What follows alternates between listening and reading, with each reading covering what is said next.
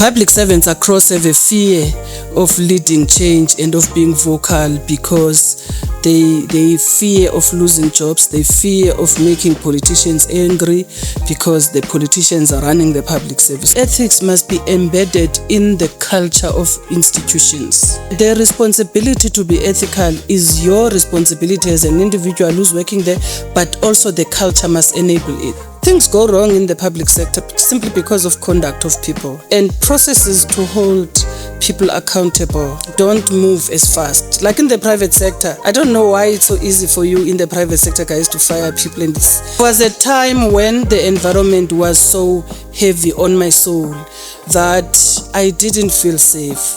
And I think one of the things that made me paranoid once was when I came at the office and then I was told that there was somebody at reception looking for me, a guy looking for me. And I asked, what was this guy like?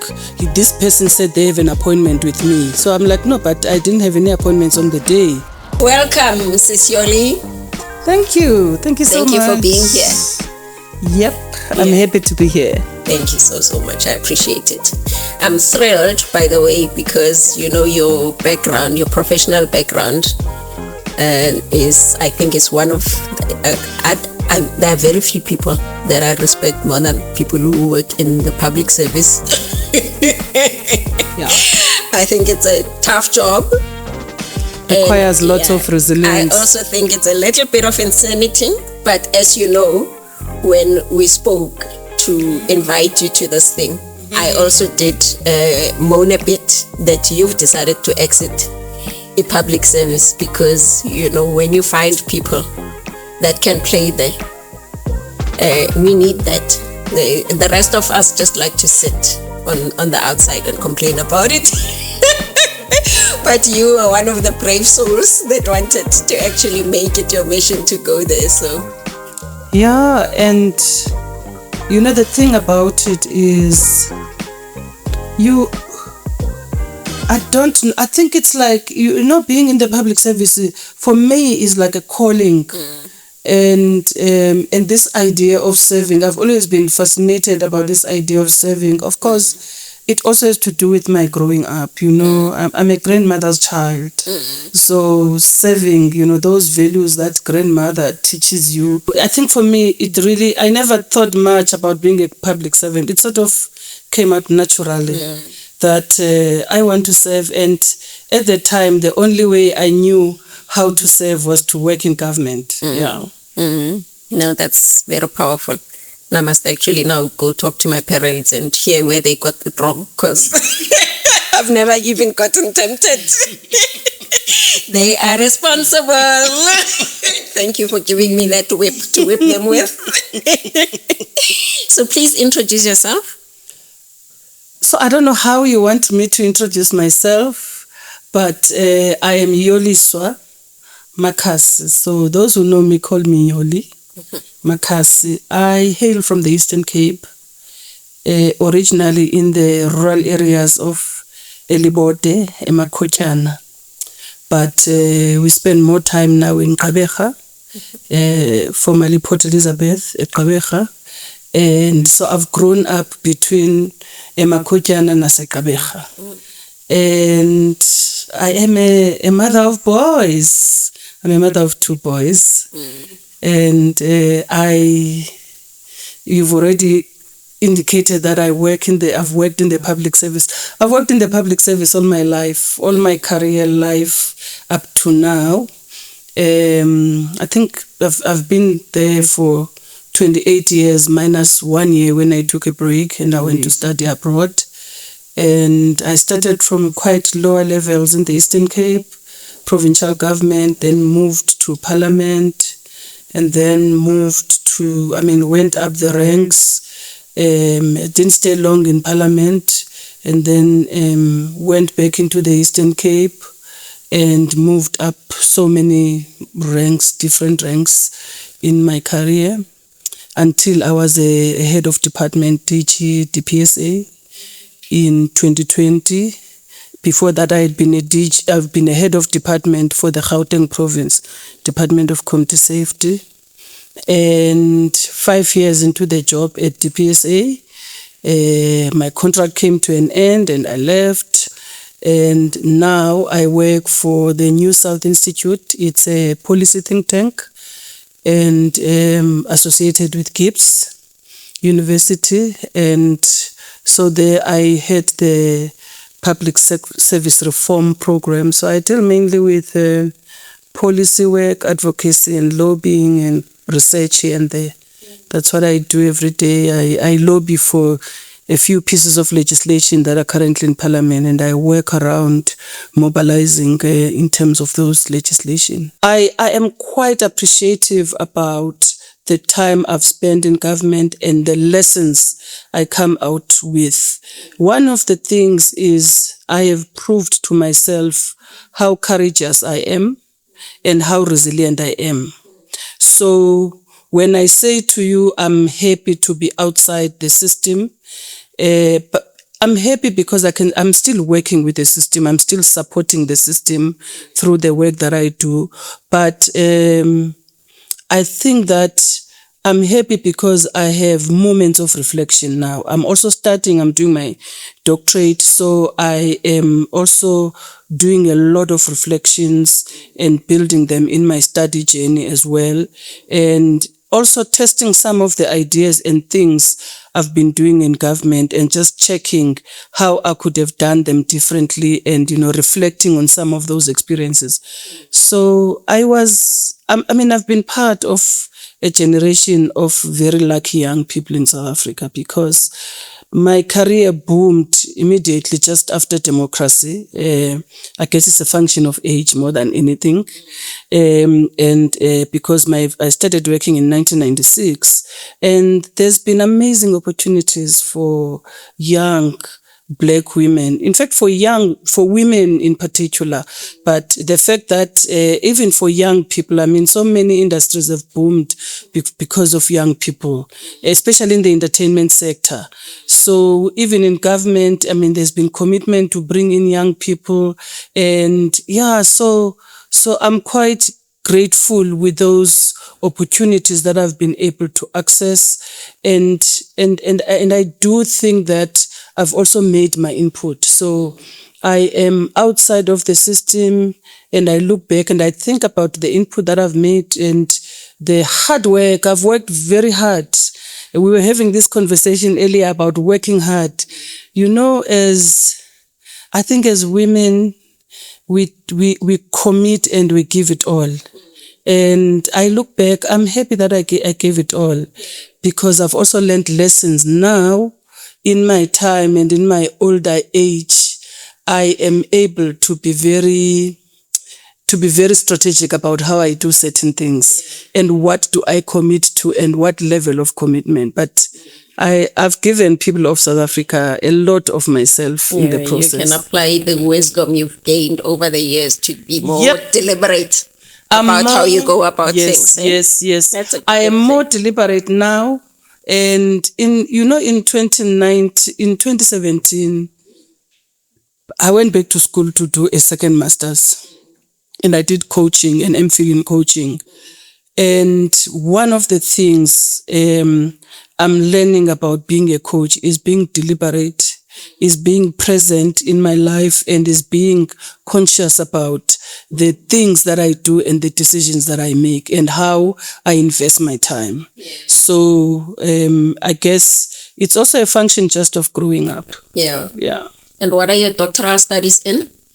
So I'm doing a doctorate in administration, which is public administration, basically, which is I just want to go a little bit in depth and, be part of a generation that contributes towards new knowledge where possible in the same field that I've grown up in for my whole life. Yeah. And I've heard you make comments about, being more deliberate about transforming public service administration. So I'm sure you will have some fascinating conversations about how you're applying your studies to all these lovely recommendations you are making, particularly with your extensive experience in public service. It's, I've wanted to do the doctorate for a long time, but My initial plans was that by the time I was 40, I'll have my doctorate. And now I'm 50. So, and I'm only like really working on it now. And then kids happened. Life happened. I kept on delaying by just a year, 2 years, and then work, more responsibilities happened. Even when I went to do the second master's, I was in my mind preparing myself to remind myself about academic writing and this, because I was going to immediately register for the PhD, but life happened. Then what I think made life even more worse was COVID. So I had to delay, I had to take, during COVID, the parenting young children was such a demand. I remember my little one was in grade 2 when COVID hit us. Can you imagine a grade 2 learner sitting for the whole class online? It was a nightmare. I had to, and on top of that, me working, doing my own work, but I have to be like a policeman or a policewoman, checking out this child that indeed he's in class, is participating in class. So it's been delayed, but I think the time is now, and the time is right now to do it, because I have all these experiences and I'm in a right state of mind to be able to do it. So I am loving the journey. I'm enjoying it. Yeah. And you also a member of the Chandler Institute? Oh yeah, you Googled me. So Chandler came out quite interestingly. Yes. So I'm in the research, adjunct research team of Chandler Institute, and they use my services a lot for training. So like last week, I was in Uganda for a week training public servants. And so they use me a lot for that.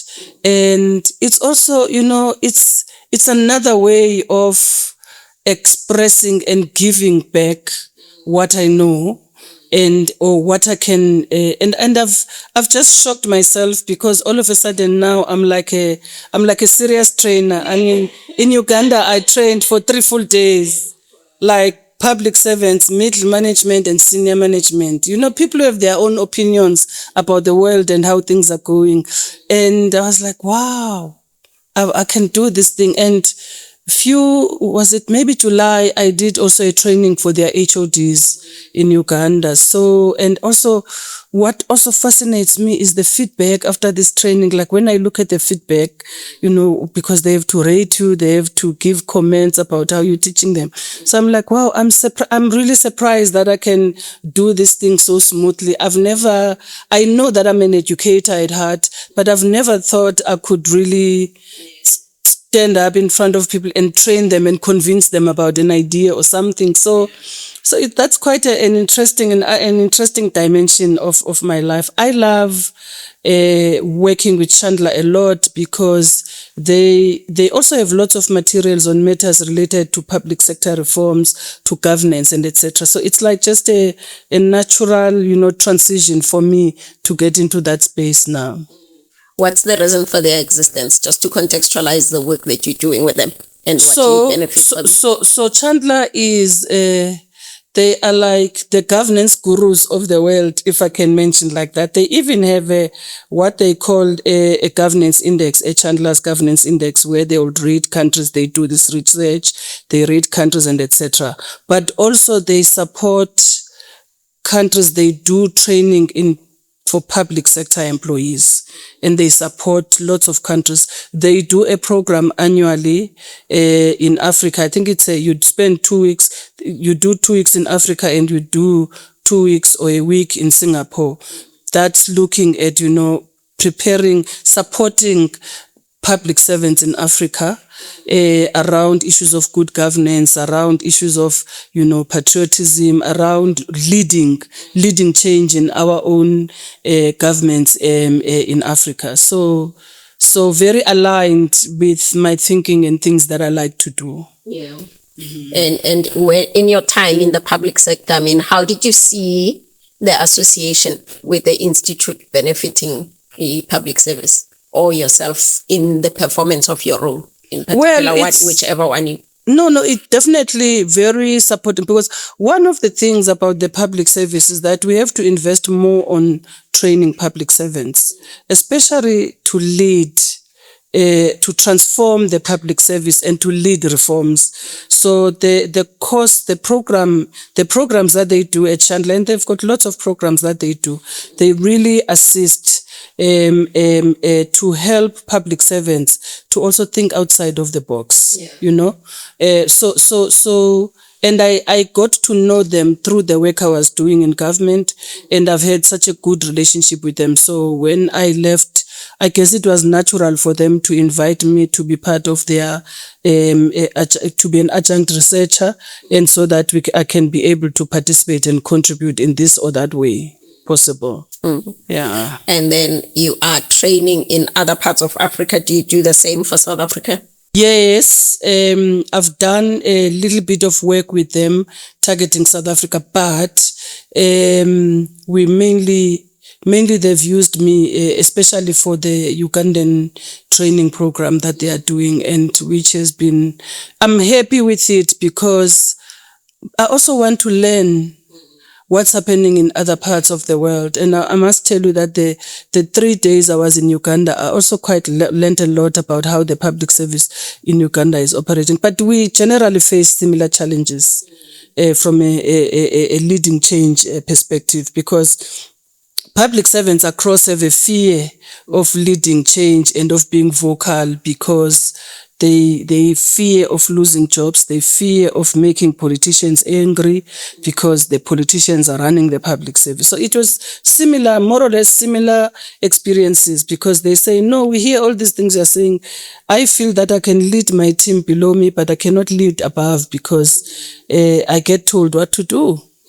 And I have to receive what I'm being told to do. So we have to work with them and change that mindset to say, no, you have a voice, and you have to advise. What I like about public service is that even when if you get an instruction that is not a lawful instruction, that is unlawful, you have a responsibility to advise that this instruction is unlawful. So I'm not in a position to do it. Yeah. Yeah, that's easier said than done, because I have a responsibility to advise, but I'm your boss, I'm telling you. And well, I can actually determine that you lose your job. But would you rather lose the job now, or when you are about to pension, then the Hawks, the SIU, and everybody is chasing you. You have a nightmares just few years before you go on pension. But also in South Africa, we are also lucky in that we have good laws, good labor laws.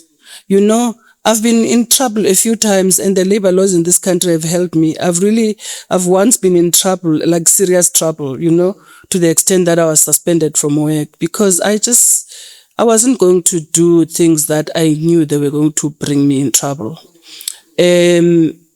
But the laws of this country, the good labor laws of this country, brought me back to my work. So my point is, these things ultimately come to a personal decision. And that decision is going to be informed by your values, by your background, who you are. One of the things about me is that I do not want to misrepresent my family. The name of my family, my surname Makhasi, is very important to me, because I carry so many people. Some of them have not even been able to go to school. Some of them have never worked in government, or have never even worked, because they have not had the opportunities that I have had. So I don't want to misrepresent that name. So even, there was a time when a lot of bad things were written about me. I think it was in 2021, between September and December 2021, I was just going through a lot at work, and there were lots of lies that were written about me, sent to the newspapers. I had to account at home. What's going on? Why are we reading about you every Sunday? And we're reading horrible things. What's going on? So I had to account and explain, and even share with them some of the responses I did to the allegations that were put about me. I had to take that response and say, this is how I've responded to the issue. You can read for yourselves, because I have an accountability structure, and my family is my accountability structure. Yeah. So I'm saying, you choose to do it and live with the consequences later, or you choose to not do it and live with the consequences now. And so that after you live with the consequences now, the life continues. Because isn't it, all storms come and go? So, and after a storm, there's going to be some light, there'll be sun, and there'll be some light. You don't know how long the light will last, but there'll be some light. So it's either you postpone your storms to when you are a pensioner, and then SIU withholds your pension. And then when you are don't poor. even have the energy to hustle some more. You can't even hustle. Because if things happen now, if I get fired now, I can still hustle a little bit, and No, true. Look, I mean, I cannot tell you how much it pleases me to hear somebody speaking like that, and particularly somebody who has spent so much time in the public service. And by this, I must just point out that I'm not one of those people that believes that these challenges that we're talking about are the exclusive purview of public sector. I've spent my entire life in corporate, and I can tell you scary stories about that. Some of them even worse than what happens in public sector. But I do appreciate when people are still principle driven in making their decisions and in taking stances around these things. I do understand at times, though, given the context that we operate in, where we've seen people being unalived for speaking up. I mean, nobody needs to deal with that. And yes, doing that actually is just an instrument in the hands of those that do that to silence people even more. So but this is exactly why I'm explaining, because I don't want people to think I'm trivializing the challenges people are encountering when they choose silence. But at the same time, we are enabling through our silence. We enable a lot through our silence, but also you have to choose your battles here, because sometimes, the thing about ethics is that ethics must be embedded in the culture of institutions, be they public institutions or private institutions. The responsibility to be ethical is your responsibility as an individual who's working there, but also the culture must enable it. So when the culture does not enable it, when people fear to even report things and whistleblow because they know that the environment, the culture does not support it. And the issue of safety is a very important. There was a time I really didn't feel safe. There was a time that I didn't drive my car to work because where I worked at DPSA, my car, when you get into the gate, my car is the first one in an open parking. Just my apologies, I'm interrupting you. Just explain what the abbreviation means, because even earlier when you mentioned it, for those that don't necessarily know. It's the Department of Public Service and Administration. There you go. So there was a time when the environment was so heavy on my soul that I didn't feel safe. And I think one of the things that made me paranoid once was when I came at the office and then I was told that there was somebody at reception looking for me, a guy looking for me. And I asked, what was this guy like? This person said they have an appointment with me. So I'm like, no, but I didn't have any appointments on the day. So what was this person looking for? And then when I tried to get information from reception so I said to my office, but get me details. Who is this person? I mean, reception should have taken down information around this person. There was absolutely no information that was availed to me. So I had started not to feel safe during that particular time. And so I used to stop driving my car. I stopped driving my car. I stopped driving to work for a while. So my partner would either drop me at work in the morning or I just take Uber and go to work because I didn't feel safe. And whether it was just my paranoia or whether there was a real good reason for that, but I felt that I must listen to what my body tells me, to what my gut tells me, because my point was, I don't want a person when they get into the office, they know she's there, you know. But I don't know how safe was that as well, because I was still coming to the same office and there's no way I couldn't come to the office. Yeah. So I have faith. I have lots of faith in God, and I always say, when it's my time, God will allow. But if it's not my time, God is not going to allow anybody to touch me, you know. So I live in that faith on a day-to-day basis as well. Listen, you're a better human being than I am. Me, I wouldn't want even to give that kind of freedom even to God, because I'd be like, I still want to be alive. No, there's a time I felt sick. I was in hospital for 2 weeks in 2021. I prayed. I had unending that 2 weeks in hospital. I'm like, God, if you let me free out of this, I promise you, I'm going to be so good. Yeah. I'm going to... God, my children are still young. I need you to give me more years with these children. Yeah. So I begged, and there was this going joke at home. My grandmother passed on. Yeah. So one of my cousins phones and say, listen, if you dream about her and she's saying, come, say, hey, I'm not ready. And easy, I'm not coming there. So, can we talk a little bit about the Public Service Enactment Department? I've never really been a very, conversant with how government works.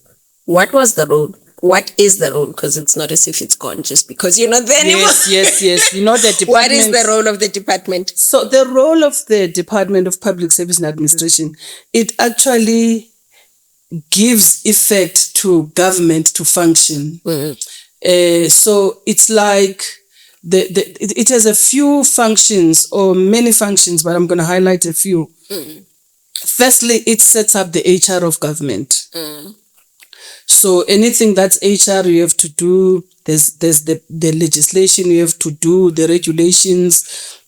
You have to guide departments on an ongoing basis how to handle the entire value chain of HR, from recruitment, onboarding, until people get their pension and exit the system. So they guide that particular process from beginning to end.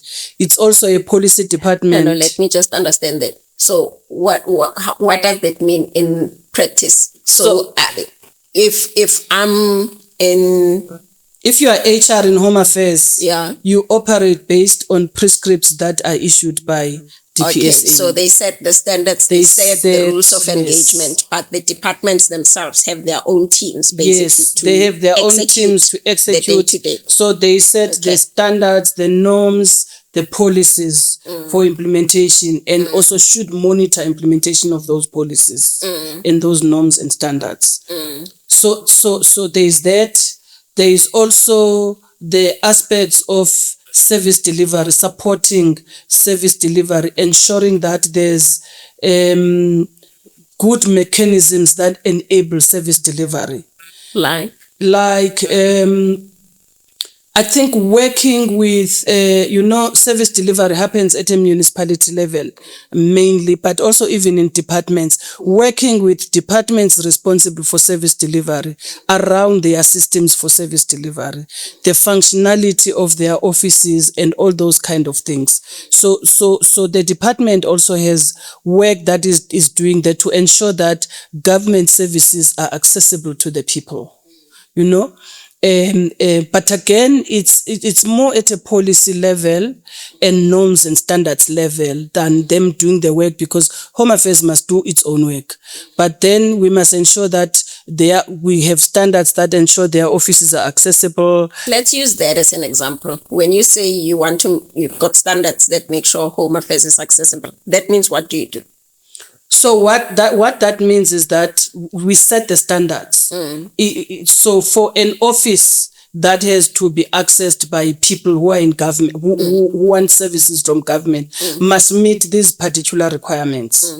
So we also get guided by the safety and health requirements from the Department of Labor. And also one of the programs that we run is the Batupile principles. So basically, we have to train public servants around Batupile, but we work with the School of Government to be able to do that. So there's a lot of training, but the department doesn't do the training directly in most cases. Yes, they can do workshops, but the actual real training gets done by the School of Government. We have to work with them around developing those programs and etc. to be able to deliver on that particular work. Then the other component relates to the ICT capability of government.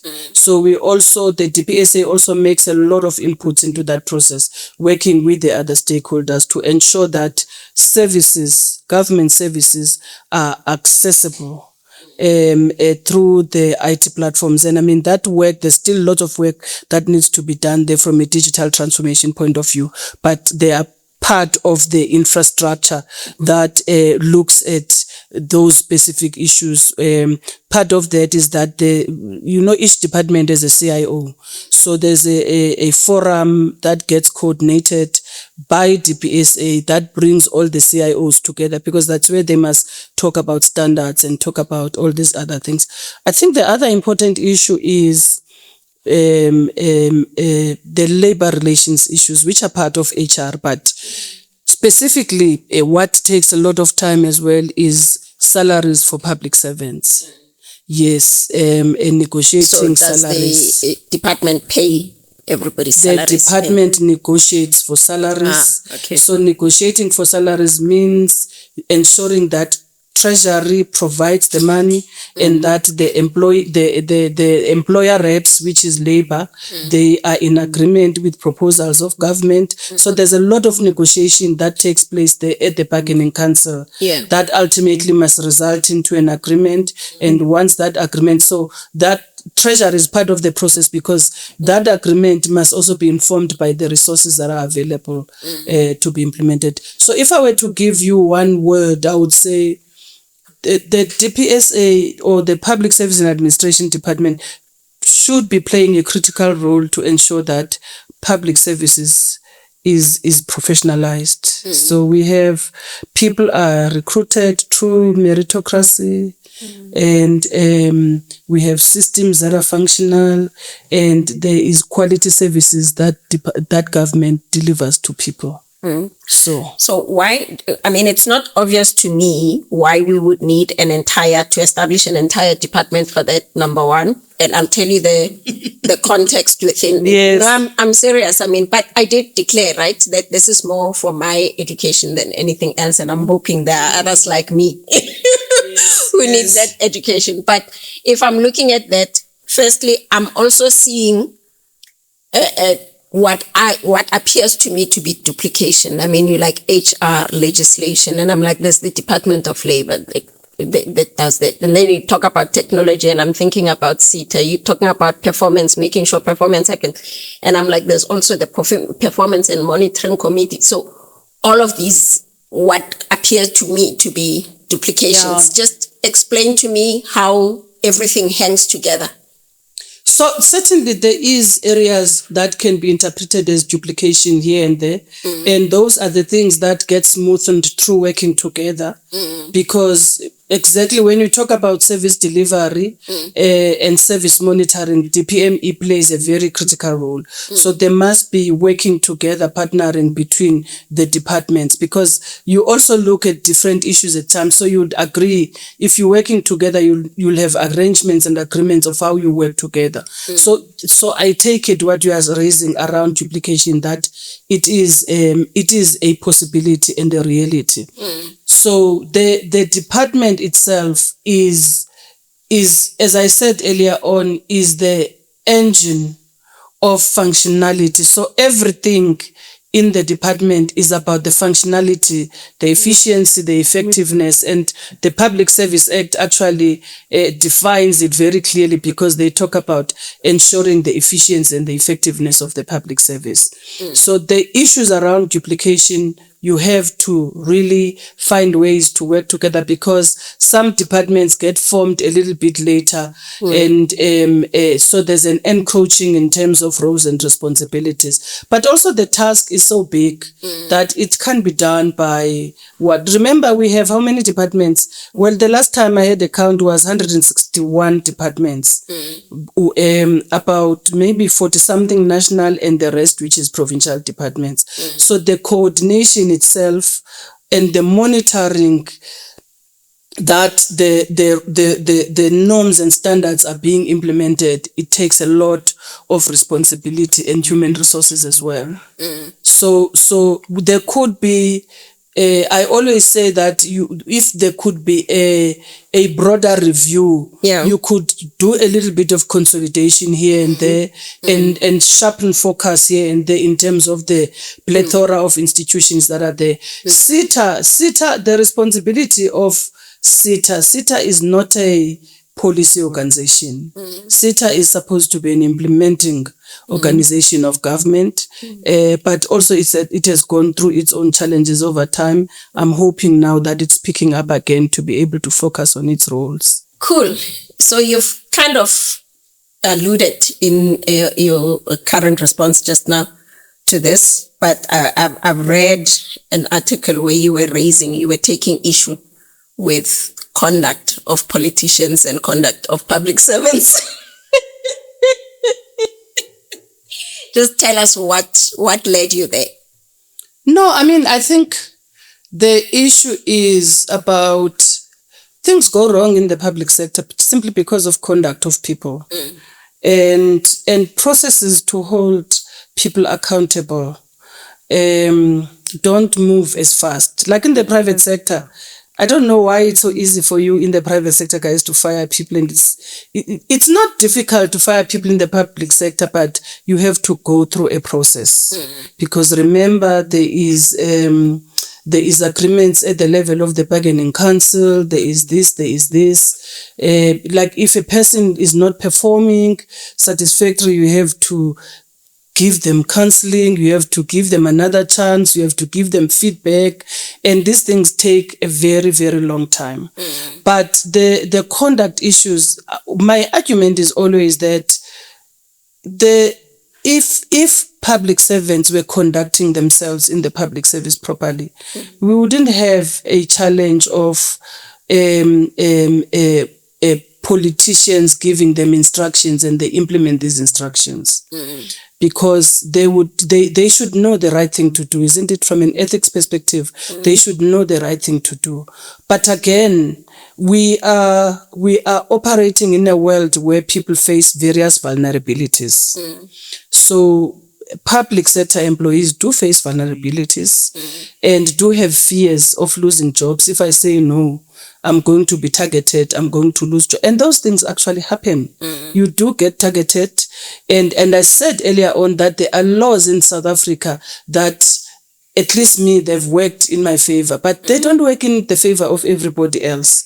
So people tend to do their own risk management and say, I'd rather do this and I'll deal with the consequences later, or I will not deal with the consequences later. So if you think about political principles or politicians being involved in corruption in the public service, it is public servants who enable them. The system in the public service is such that there is no minister, no MEC who can, no political principal who can start a process from beginning to the end and be able to be successful, because the system is run by public servants. A recruitment system, an employment system, a recruitment system, is the actual work is run by public servants. So for you to get the person that you want, whether you are a politician or a DG or a senior manager, you have to influence the system and manipulate the system through the employees who are in the system currently. At that particular time, in any case. Same with procurement. So the point is, we need to look deeply into conduct of public servants, and we need to help them to build ethics and integrity. The Constitution gives us these values. Chapter 10 of the Constitution gives us the values that public servants must live by, or public officials, because it's not just public servants, even the politicians must live by. Be professional, a professional work ethic, fairness, justice, equality. All those things are in the Constitution. But we do not implement them at times because we're in misalignment with those values. Because remember, good values you can learn at whatever age, and bad values you can unlearn at whatever age. But the point is, there must be something that triggers. There must be support as well that you get as a public official or as an employee to be able to do that, to build that courage, to build that moral courage and that resilience to be able to say no to this. So for me, politicians do give instructions. Whether they are correct or not, but they do give the instructions. And if you do not advise the politician, because we have a responsibility to say, no, Minister, no, MEC, this instruction is incorrect or it's unlawful, and therefore I'm not in a position to do it. But, when you do that, you put your head at risk. Because if you are a DG, for instance, you have a 5-year contract. When your contract ends, it will not be renewed, or you may even be taken out of the job before that contract ends. A study that was done some time ago, I think it was around 2018 or so, I can't remember now, Fifth Administration, it showed that on average DGs were staying for 2 to 3 years in the 5-year contracts because of the challenges they experienced around relations with their political principals. Yeah. So my point is we have to invest on really strengthening issues that relate to conduct of people. And when there's misconduct and there's disciplinary process, they have to be faster, so that we are able to showcase that there's no impunity in the public service. There's consequences. If you do something wrong, there's going to be consequences for those. But now the processes take so long that by the time there's consequences, people have even forgotten or moved on. Yeah. I've worked in a unionized environment. The last 2 corporate gigs I did were heavily unionized, with the last one having 4 very strong union bargaining councils and all of that. The one prior to that had even more unions, close to 10, operating at the same time. All of them recognized by virtue of the size of the entity, but also the unions met the recognition thresholds. And we had agreements coming out of our ears, In fact, in one, I remember one of the things that the organization tried to do was to streamline that, to bring the unions together, precisely because of the administrative burden of trying to, negotiate with everybody and just bring them under one umbrella so that all conversations can be driven from the same place. But even with that, consequence management was a heck of a lot faster than what I see in the public sector, which is the challenge I'm bringing. So from where I sit, I don't see, unionization and bargaining agreements or union agreements, collective agreements as a constraint that would result in the kinds of non-delivery that we see, or even in the kind of impunity that we see in public sector. What am I missing? Well, I think that in the public sector, the space of labor relations, my view is that space should have never been subjected to bargaining agreements, because already you have very clear legislation on what should happen when there's a misconduct in an organization and etc. But in the case of the public sector, you have specific public sector bargaining council agreements that are talking to issues of discipline management in the public service. And if there's one thing in my view that must be reviewed, is that because discipline management is the role of the head of department. delegated to the various levels in the institution. That's number one. And number two, the biggest challenge in the public sector as well with discipline management, and this is not just a union issue, it's across the system, it's the interference in the disciplinary processes. So a senior official will issue instructions, a union member or a union leader will issue instructions, a politician will issue instructions into the process, confusing the process itself and confusing the people who are driving the process itself. So there's that issue. The third issue is that sometimes departments jump to suspend people when they are not ready with the process. And some of the cases are fairly complicated, like cases involving fraud and etc. are fairly complicated. And people in the public sector can remember when you do a disciplinary, you have an independent chairperson of the disciplinary process. I have been involved in a case where the person postponed about 21 times.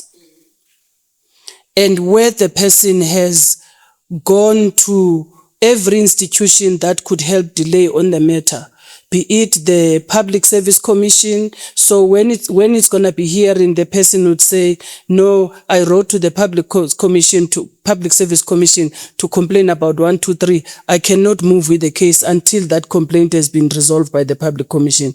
I've written to the Public Protector. I've done this. So there's a lot of delaying tactics that are built in the system. There's lots of forum shopping that happens within the system itself, and that contributes to the delays. And that forum shopping is enabled because of the type of the agreements that have been agreed with at the level. So for me, unions are not a problem, and I want to clarify this. In my view, unions are not a problem. It's the conduct of some of the people who are in the unions and some of the conduct of some of the people who are in government, be they politicians or be they part of the administration itself. Hence, we go back to that conversation about the conduct. There's a conduct issue, but also the second issue is that there are certain things that must be reviewed. We definitely have to review the public service consequence management regime when it comes to misconduct and disciplining officials, because it tends to be very long-winded.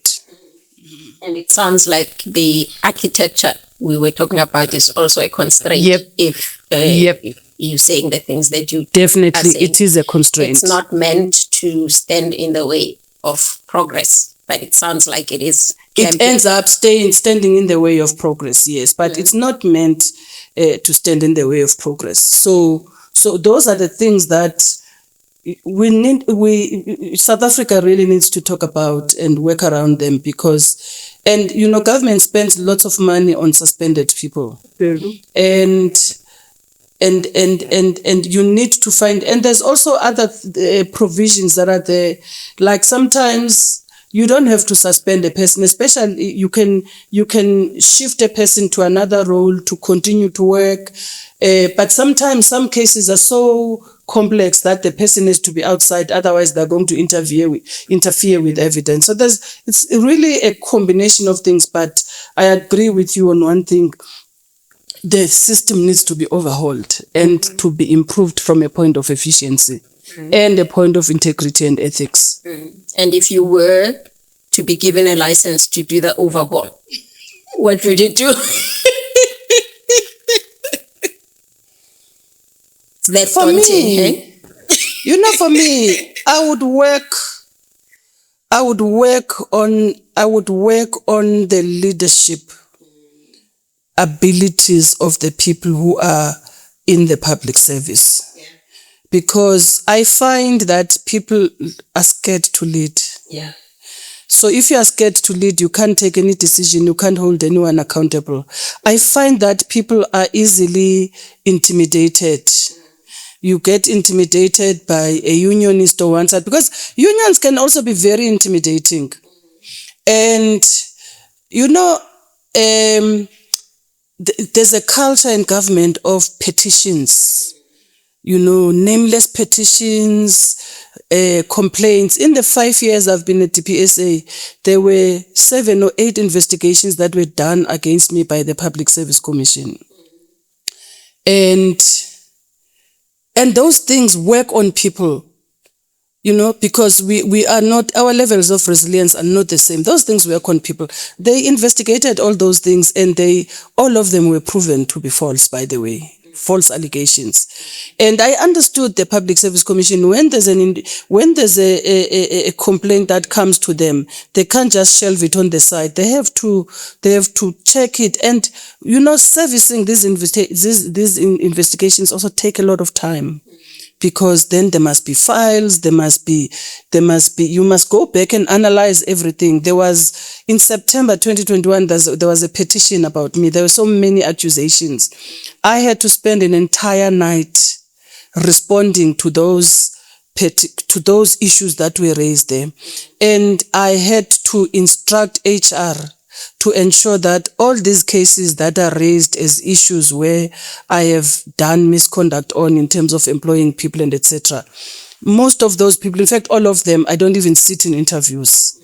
Those things, some of them don't even come to me for sign-off because they're at lower levels. So I had to ask HR, please make sure that all the files are ready, so that should the minister want to do an investigation, they have access to the information. Should the Public Service Commission or AG, because what AG does, they read what's happening in the newspapers. AG is Auditor General? Yes, Auditor General, sorry. So when it comes to their audit period, they go back to those things that were written about the department, and then they want to access those particular files. So it takes a lot of work that is peripheral to the mandate of the department itself. But it has to be done because we live in a country that has a rule of law and that has committed to a certain level of transparency and holding people accountable. So I wouldn't blame that, but there is what I call malicious whistleblowers as well, who are really bringing questions into the integrity of systems because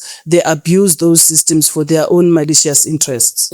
Yeah, so I agree. And I've been at the receiving end of those malicious whistleblowing myself. But here's the thing. For me, it goes back to that issue of consequence management that you referred to earlier, right? If it turns out that it was malicious, what's the consequence for this malicious whistleblower? There must be a consequence, right? I don't know. I have not seen. With the whistleblowing against me, I never saw anyone held accountable for lying about me. No, look, and usually, and I'll tell you what the defense is, because that's the defense that was given. In my case, it didn't bother me, right? Because I didn't do anything actually, and like you, I welcomed the investigation with open arms. But the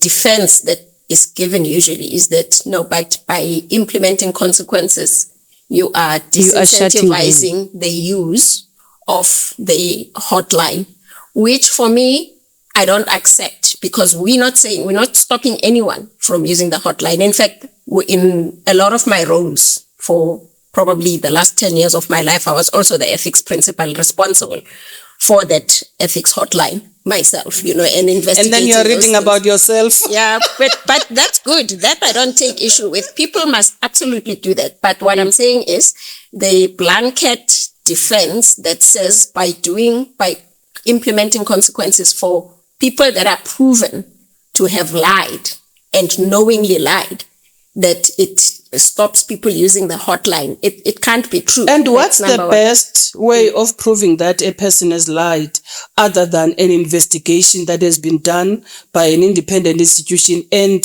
the independent institution coming back with a report that shows that what is alleged, it's not there. So it can leave a very a bitter space in your heart as a person when you go through that, because you also keep on wondering and asking yourselves, but why are these people being believed over me?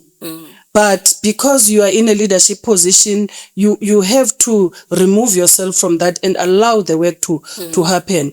But once you are cleared, it's like nothing has happened.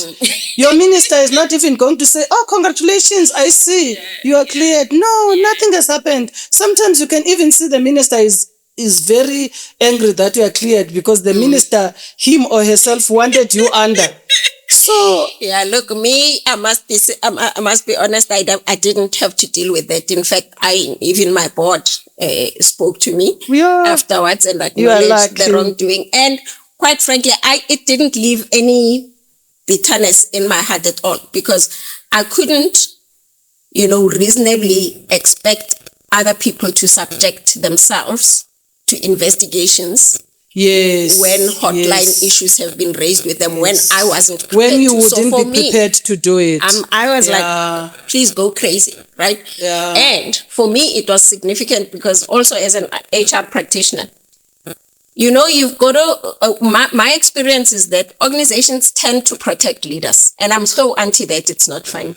When leaders are misconducting themselves, when they are being egomaniacal, the organizational systems must come up and protect the system, the organizational system. Not the individual. It's not even the individuals who raise the issue. And they do deserve protection as well, because how on earth the impact of a senior leader when they misconduct themselves on the rest of the ecosystem is quite severe. Issue, yes, and I fully agree with you. But the issue is the maliciousness that comes with it. When you wake up, and this has happened to me like a few times, when you wake up and an angry looking face of you is in the front page. There's one newspaper that used a photo I hate even today. Yeah. A very angry looking face of me in the front page and calling me names, calling me rogue. Based on allegations that are malicious. So that maliciousness of it, because it affects your reputation, it affects your integrity. Absolutely. As a person. But I'm not saying that it must not be investigated because it's affecting your integrity and your reputation. In fact, it's even good if it gets investigated. But when that investigation happens, the same people who went to the media to share allegations that were not proven, that the media publishes and calls you name, don't go back with that report and say, this is not how things are. Yeah. So it's just from that point of view to say, I just wish such things could be handled differently. Yeah. But again, I understand that we are pursuing clean governance. So in pursuing clean governance, you can't look at a person in the face and say, no, this one is clean, this one is not clean. No. You have to go through that process, and information does leak for this or that reason. So one of the things I always say to people is that the higher you go up the ranks, just know these things are going to happen. Absolutely. And just build sufficient resilience and a capability to weather the storms, because the storms are going to come.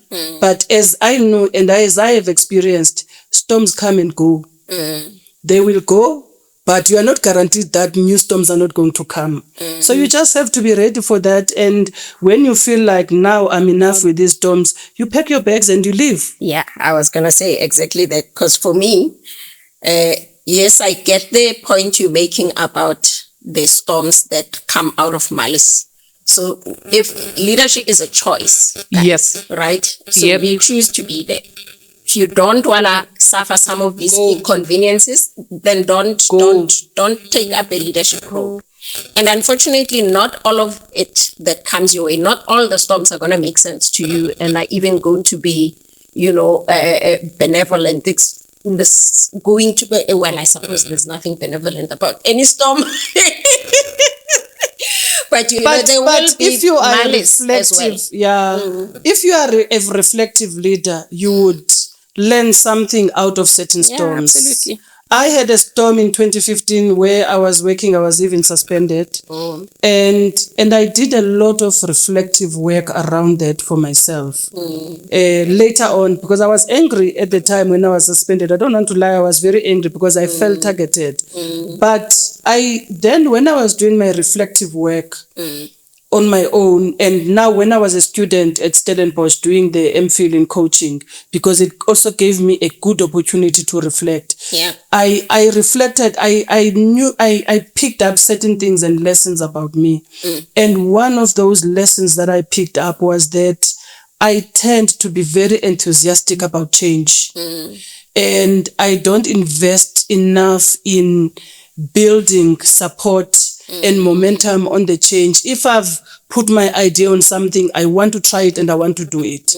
And I also tend to make assumptions that people at work know what they are supposed to do. You know, it's like if I hire somebody to help at home, you are an adult, you're a woman, you know how to clean a house, you know how to do this. So I shouldn't be spending my time teaching you how to clean. Kandi, how do you clean your house? You know, type of thing. So I've understood that to be weaknesses about how I lead and the type of a person that I am. So I've had to learn to rewind myself on certain things or re-engineer my thinking on certain things. I'm still not perfect. It's a learning journey, but I can tell you that job where I was suspended, it was a department that's no longer there now, public enterprises. I introduced lots of change. I was a COO. I introduced lots of change and I didn't have sponsorship for that change. And I had not mobilized support for that change because I thought people can see that things must change here. And it's not always the case. And I paid heavily for that. Yeah. Well done for pushing that, but also for the reflection. I mean, you can do nothing to change what's leaders, gone wrong. Reflective learning is very important. Reflective practice is very important for leaders. Otherwise, you are not going to grow as a leader if you don't reflect. Yeah, so let's go back to the question you were answering, which is what would you do practically differently? And you were saying there's issues around leadership, which is why then I took you off the tangent of all these other questions, but you made reference to leadership, competence, indecision, fear, and conduct in that manner. Are there other things that you would do aside from change, looking at leadership? So I think the other area of work we need to look at is from a reform perspective so we talk about professionalizing the public service. For me, the entry point of professionalizing, well, there's many entry points, but I want to talk about human resources. Yeah. I think that we need to re-engineer human resources or human capital management in the public sector. Because what happens currently is that there is such a high dependency on instructions and directives and templates from the Department of Public Service and Administration. And people spend so much time reporting on things, on templates that Department of Public Service and Administration doesn't even have sufficient people to read those reports and do anything strategic about those reports. So you're reporting, but it's just a checkbox. Exactly. Nobody's on it reading. Exactly. So I think that we need to re-engineer the human resources aspect of the public service. We need human resources that is strategic in its approach to supporting a professionalization agenda in the public service. So for me, that's a very important component. And associated with this is also looking at the culture, because the public service is going to struggle to retain younger people in the system because of the culture. In the public service. And where I work, we've actually even done a study just looking at the dwindling numbers of young people over a period of 15 years, looking at the PESAL data and what is telling us about the dwindling numbers of young people in the public service. And yet, you need those young people in to change the culture in large numbers. And you need the skills that they have. I mean, your IT skills and other things now, your data analysis skills, those are skills that are with young people. So you need them in their large numbers in the system. But you have to work on the culture because the culture itself must be welcoming with them, must be supporting them. And from an HR perspective as well, one of the things I really dream of is a very stable leadership development program that is anchored in coaching. So whatever people learn, they are able to role play it and work through the coaching process to understand what this impacts and what this means, and to also build their own relational skills to be able to take this work forward. So then there's other bigger reform issues that relate to how budgeting is done in the public service. So I think with the challenges of limited resources, we have to look differently at how we budget. Perhaps a zero-based type of budgeting would help, so that people don't just drive legacy projects for the sake of, because these projects are budgeted for, they have money, even if the projects are not impactful. I don't think we do sufficient impact evaluations. Even on the policies that we issue, we don't do, a policy cycle after 5 years of implementing a policy, you should be pulling out some lessons from that policy, how that policy is implemented.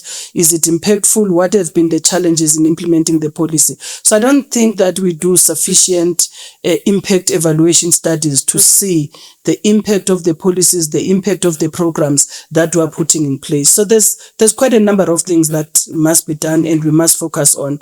But if I were to prioritize from a point of professionalizing the public service, I would prioritize the human resource function and make and support that function to really be strategic in leading business, in terms of the type of people that come in to be part of the organization and how these resources are managed over a period of time. Yeah, no, look, clearly there are, but I'm going to challenge you, push back a little bit on some of the things you've said, yes, right? Yes, you can. So you talk about financial constraints, and granted, we need lots of money to solve. If I had a magic wand, I'd give government all the money they claim they need to fix all our problems. I don't think you'll ever have enough of that money. So it's a magic wand, right? I would give it to them because it's a magic wand. It would enable me to give them all the money they claim they need. And I'm using claim quite deliberately. But here's where I'm coming from with the challenge. I read the AG reports. I'm one of those weird people that do. And I see the amount of wasteful expenditure and unaccounted for expenditure. Wastage, yes. How on earth do we justify as the public service, on the one hand, claiming that we are financially constrained and then reporting those kinds of waste, financial waste in particular? Well, I mean, you are correct. There's lots of, you have a challenge of financial wasteful expenditure. You also have a problem of money that doesn't get spent. So whilst we say we don't have money, the money that sometimes departments get, don't spend it. And sometimes they don't spend it because of objective reasons and realities. That our accounting period is annual. Some of the projects are longer projects. And sometimes, I mean, with the tendering system, you will advertise a tender and you will not get somebody suitable. You've wasted like 3 to 6 months on that advertising and reviewing, and then you have to re-advertise again. By the time you find a service provider at the end of the financial year, it's time already to account and you have not started the work. So there are those realities. I'm calling bull on that. And I'm using 2 countries that are our neighbors to that effect, that have achieved amazing things recently that really pleased me. President Nandi in Namibia. Yes. Recently doing the rounds because she paid off that $750 million in one day. And, that. And got out of it. Yeah. And then that country is much smaller than we are. Yes, the population is a lot smaller as well. They're less complex, you could argue. But still, for me, that was an indication of where there's a will, there's a way. And I went on because, the clip that circulated just had headlines. I went and investigated how she did it, and the kind of contorting that she had to do to put together, to pull it off, was for me quite, encouraging. And I'm like, Gandhi, why am I South African? Smaller countries are doing amazing things. Nami, I want to be spoken about. I want my country to be spoken about in that sense. The second thing, President of Botswana, right? And saying, hi guys, you boring me. You move too slowly. And then you busy citing policies to me. There's service delivery waiting there. So I felt so good listening. No, but politicians can talk about that. I mean, I've heard politicians in my job saying, no, all DG, is to cite this policy and that. Those are your policies. Yeah. It is politicians who are responsible to put policies in place.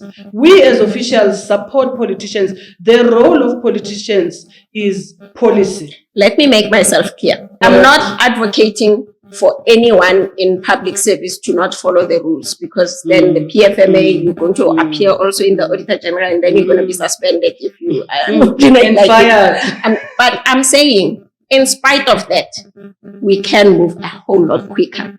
If you disagree, I'm happy to hear you. I would never disagree with you saying we can move a whole lot quicker, because that's what I also believe, that things can move much more faster than they are, which is why I said earlier on, it's important to work with employees in the system and build their capability and skill.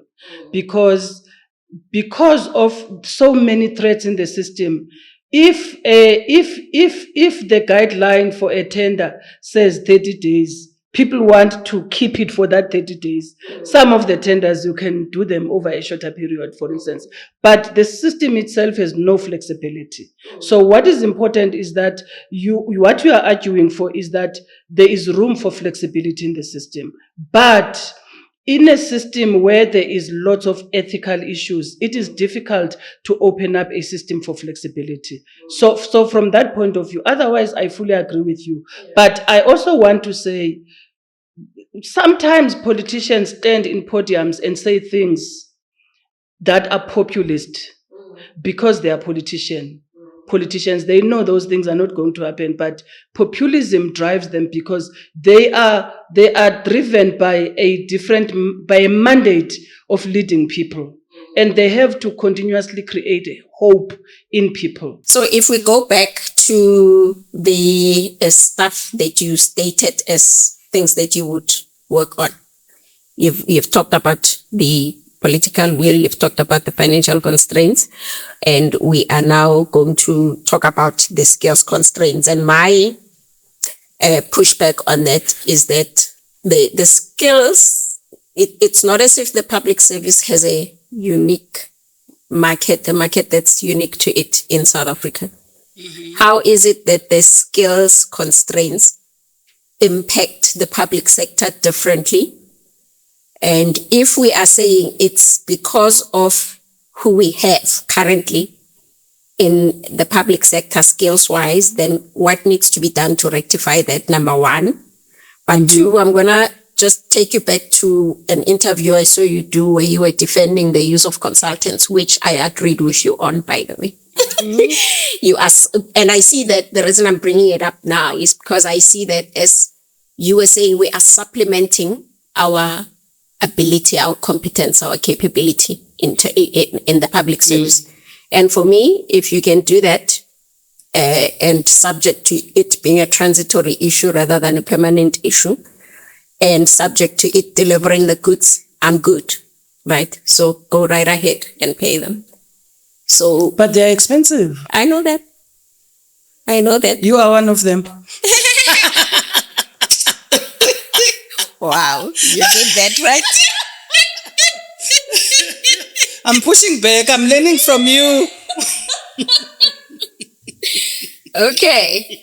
We're not going to talk about me after saying I'm expensive. I'm not expensive. That's one. But two, try me. I deliver value for them, for the money that I bill you. And I can refer you to any number of my clients. They'll tell you that. I like that. Guys, please be nice. I like that. Yes. I like that. Yeah, but basically I'm saying, how is it that we're not able to navigate this? We can't keep talking about skills Look, I mean, the reality is that private sector pays an arm and a leg for certain skills. Yeah. Government has constraints in terms of paying people because there are standards, there are norms. So especially the new skills. I got to we are Tugana because there are standards and norms in private sector as well. But there's flexibility in the private sector. Yeah. Like in private sector, you can even just go straight and headhunt a person without advertising, and you can negotiate and pay them what they say they are worth. We can't without advertising. We generally don't either. No, but there's companies that do it.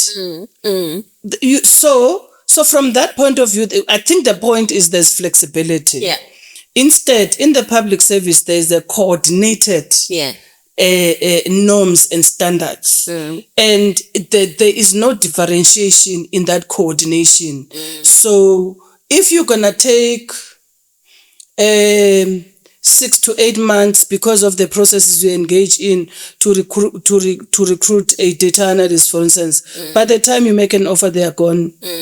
There's that type of skills that you are unable to keep the people in the system because of how much you are paying, and also because of the demand of that particular skill. And frankly, if you had to make me wait 6 months before you make me an offer from the first day, even if I have no other opportunity, I wouldn't go to you because I'd be like, no, not my vibe. You see, you're too slow for my liking. And I'm telling you that I've seen reports on filling of positions. Some take years to fill. So because of inefficiencies in the system as well, and people that I can buy. Buy. No, there is inefficiencies, but the skills issue is also real. Yeah. Like if you think about a project management skill for big infrastructure projects, government runs big infrastructure projects, but how do you retain that skill in the system itself? You because these are people in sectors that the private sector is willing to double the pay. So there is a real fact around. And also, we must acknowledge that we will not get everybody in government that we need. Yeah. So we must also have partnerships. Yes, absolutely. Like with private sector institutions specifically, so you are able to tap into those capabilities and have access to them, use them to support you. But again, you run a risk of capture. Because the intention of private sector is really the bottom line. So as they enter into a partnership with you, they must also not compromise their bottom line. But you have to assess the risks on each and every modality that you use. My point is, there is modalities that you can explore. You can also do what we call a revolving door. So you can be able to get in people who are from the other sectors that have the skills in for a year to experience government, and you allow people who are in the system to go into those institutions to also experience and get skills transfer. So there's certain things that you can do from that point of view. But we need to look at the issue of skills and how we sustain a government from that point of view. Even with what we were talking about corruption earlier on, the private sector plays a role in fact. Absolutely. In fact, it's society as a whole plays a role because public servants are from society. Yeah.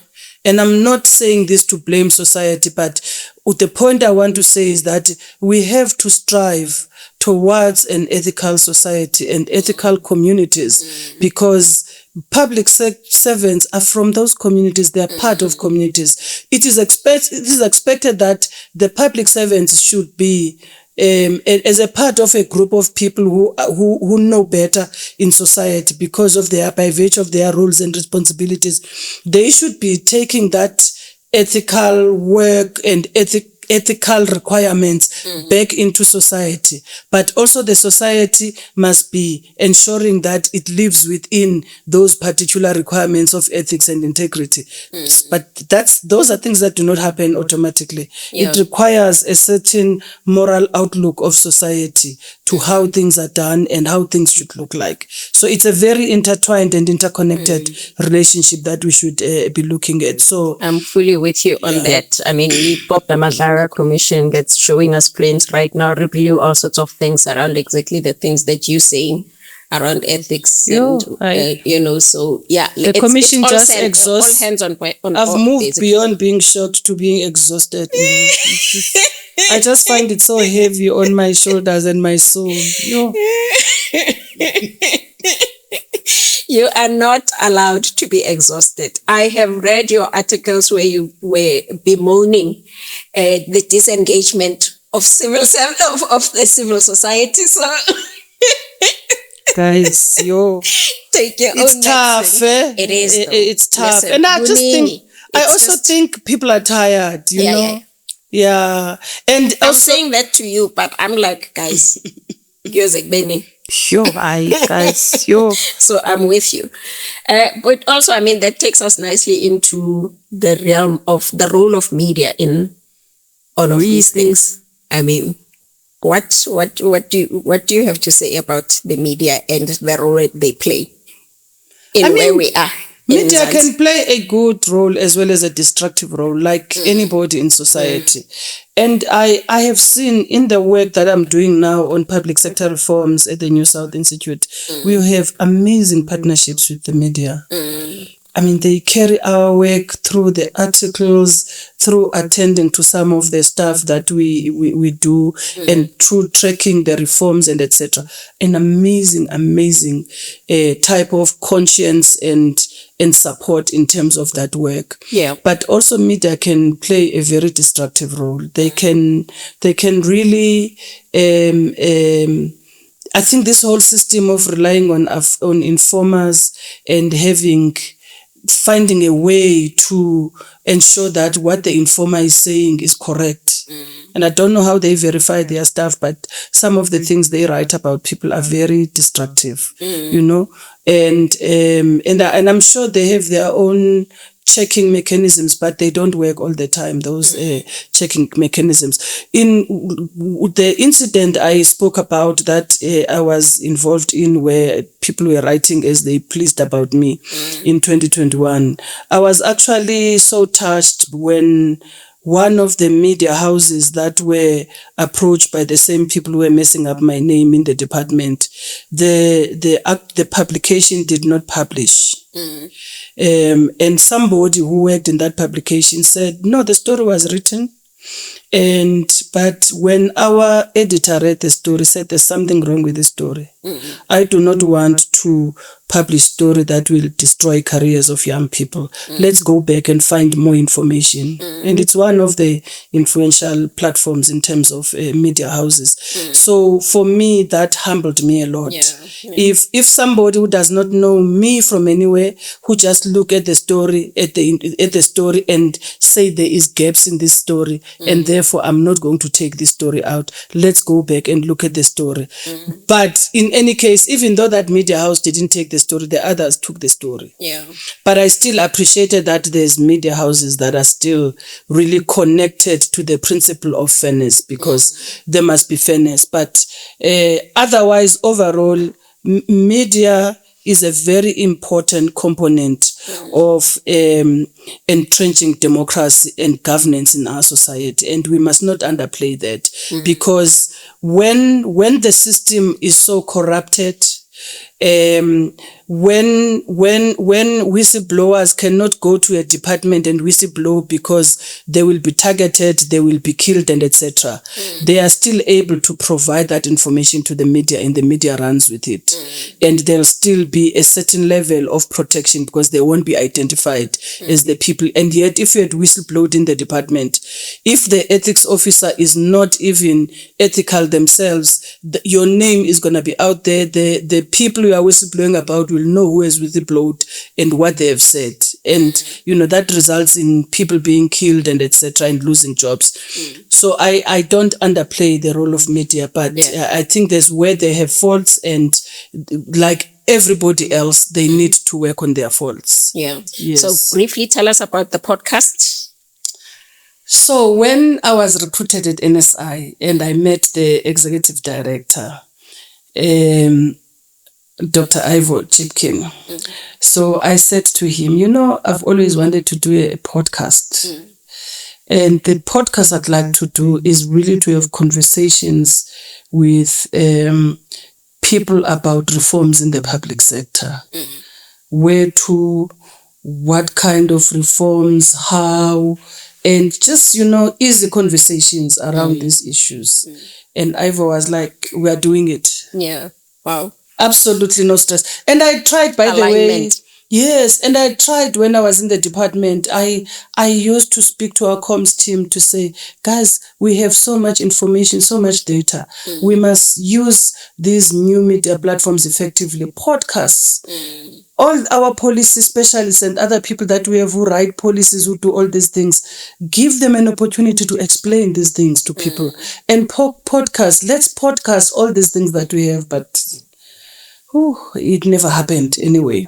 So I got the opportunity and I said, okay, I can do this thing. I never trained to be on podcast. I don't know if... You and I both? Yeah, so it's been going well, man, and it's exciting. So we get different guests the title of the podcast is Governing Tomorrow. And of course, it's powered by the New South Institute. And me, I just facilitate the talks and bring people on studio and have conversations with them. We are associated with Gibbs, and there's a studio that we use at Gibbs to be able to do that because our offices are at Gibbs anyway. So it's been going very well. I've had some interesting guests. I've had some interesting conversations, and I'm loving it. And it's available on YouTube. Lovely. Yeah. Great. Yeah. And I think you get to do coaching.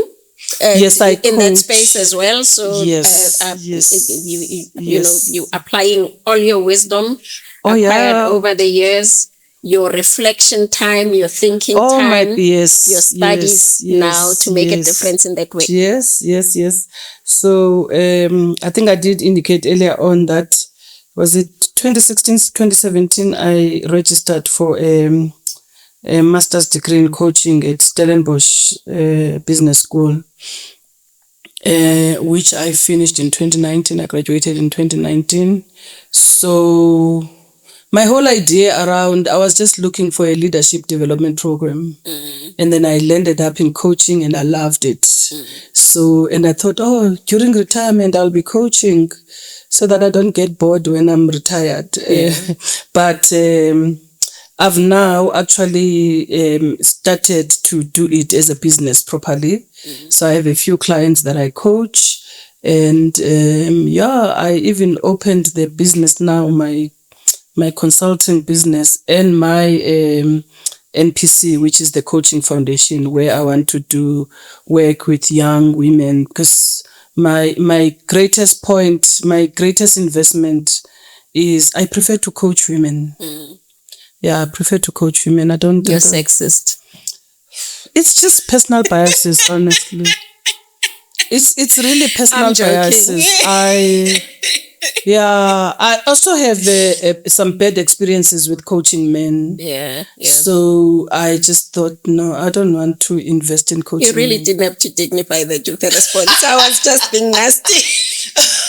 So I have a few clients that excite me that I coach. Yeah. I'm taking each day as it comes in relation to my coaching business because actually one of the things I've struggled with, I even took coaching sessions with a coach just around having to charge people for something that is so empowering. So for me, coaching should be part of what we do without expecting any return. But the reality is, so my coach reminded me that, remember now you are no longer working in a government job. And you've indicated that you have had to take some salary cuts and you still have the responsibilities. So you need to find ways to survive. And I've also learned in this period that, each girl needs a hustle or two because a salary is never enough. So hustling on the side helps. So, but for me, coaching, as much as I'm saying my coaching business, coaching is not about business to me. It's about imparting knowledge. It's about guiding. It's about hand-holding people. And and I'm part of an initiative. It's called Traversing Liminality. It's an initiative that's led by Dr. Lulu Gwagwa. I don't know if you know her. Yes, Traversing Liminality. So she's pulled us, a number of us as coaches, to coach young women, and we do that. We volunteer our services to coach the young women. So typically in a year, she would take about 100 girls or 100 young women from South Africa and from other African countries. We have girls from Kenya, we have girls from Cameroon, we have girls from a few other African countries, and then we take different numbers of those girls. This year I'm coaching about, I think, 4 or 5 girls, or 4 or 5 young women. Let me not call them girls. 4 or 5 young women. And so it gives me so much. It's fulfilling to walk a journey, to help a young woman walk her journey. And the program is a year.